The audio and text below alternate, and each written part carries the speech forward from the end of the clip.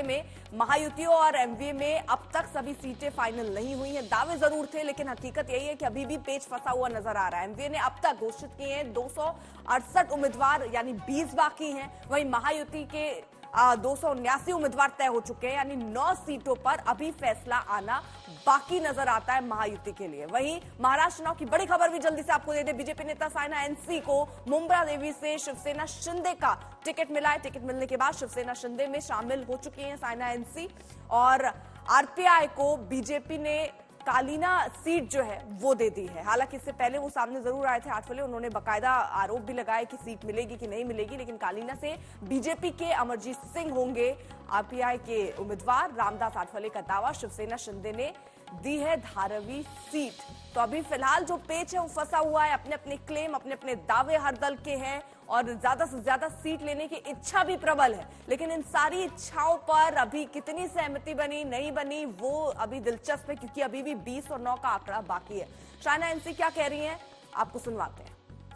महायुति के नेतृत्व ही तय करते हैं कि कौन से उम्मीदवार को कहां से मौका मिलना चाहिए, और मैं आपको स्पष्ट रूप से कह सकती हूं कि 20 साल मैं सार्वजनिक जीवन में, राजनीति में रही हूं, 20 साल से सामाजिक क्षेत्र में काम करते आ रही हूं, और मैं मानती हूं कि दक्षिण मुंबई के कोई भी क्षेत्र हो, कोई भी वोटर हो या कोई भी मुद्दा है, मैं उनकी आवाज बनना चाहती हूं और उसी सिंसियरिटी और निष्ठा के साथ काम करना चाहती हूं।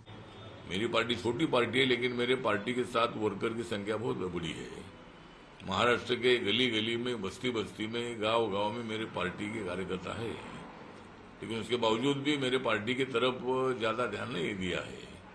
इसीलिए महायुति के नेताओं को मेरा निवेदन है कि मुझे भी मेरी पार्टी चलानी है, तो रिपब्लिकन पार्टी को इसी तरह का नजरअंदाज नहीं करना चाहिए।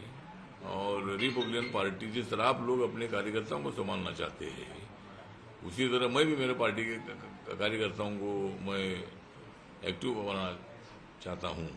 तो अभी तो हमको आश्वासन दे दिया है, एक एमएलसी रिपब्लिकन पार्टी को दिया जाएगा, उसके साथ साथ सरकार आने के बाद एक मंत्री पद दिया जाएगा, 3-4 महामंडल के चेयरमैन पद आरपीआई को दिए जाएंगे।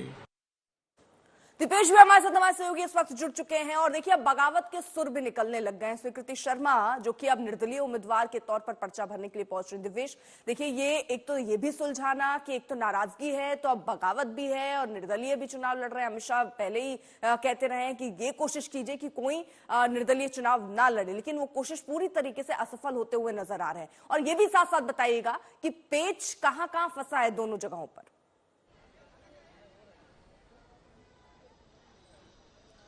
जी बिल्कुल, देखिए जो महाविकास आघाड़ी हो या महायुति हो, उनको 2 फ्रंट्स पर फिलहाल लड़ाई लड़नी पड़ रही है। पहला फ्रंट तो है सीट शेयरिंग का, क्योंकि आज आखिरी दिन है नामांकन का, लेकिन आज अभी तक दोनों की ही तरफ से सीट शेयरिंग को लेकर फाइनल नहीं हुआ है।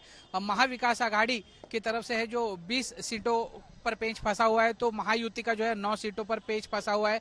तो वहीं दूसरा फ्रंट है कि पार्टी के अंतर्गत नाराजगी को आज उद्धव ठाकरे जो शिवसेना गुट के हैं, शिवसेना उद्धव ठाकरे गुट के 2 जो वरिष्ठ नेता थे उनको पार्टी से निकाला गया पार्टी विरोधी कार्रवाई करने के लिए, क्योंकि वो नाराज चल रहे थे और दूसरे खेमे को मदद कर रहे थे। तो वहीं हम इस वक्त हैं अंधेरी इलाके में, जहां से स्वीकृति शर्मा जो हैं वो अपना आज नामांकन निर्दलीय प्रत्याशी के तौर पर दाखिल कर रही हैं। उन्होंने एकनाथ शिंदे गुट ज्वाइन किया था कुछ दिन पहले, और उनको उम्मीद थी कि अंधेरी से उनको सीट दी जाएगी विधानसभा में, लेकिन ऐसा नहीं हुआ। जो बीजेपी के नेता हैं मुरजी पटेल, यहां से उनको एकनाथ शिंदे गुट ज्वाइन कराया गया और फिर उनको यहां से टिकट दिया गया है, जिसको लेकर वो नाराज चल रहे हैं। तो वहीं बोरीवली से गोपाल शेट्टी जो पूर्व सांसद हैं और बीजेपी के वरिष्ठ नेता हैं, वो नाराज चल रहे हैं। वो भी आज अपना निर्दलीय नामांकन भरेंगे बोरीवली से, क्योंकि उनका कहना है कि जिस किसी को भी एडजस्ट करना होता है उसको बोरीवली से लाके एडजस्ट किया जाता है, भले चाहे विनोद तावड़े हो या और भी अन्य नेता हो। तो ऐसे मौके पर नाराजगी भी काफी बड़े पैमाने पर आज जो है बिल्कुल, और ये नाराजगी अब दिख भी रही है। नामांकन भरने के लिए ये बगावती तेवर के जो कैंडिडेट्स वो पहुंच भी रहे हैं।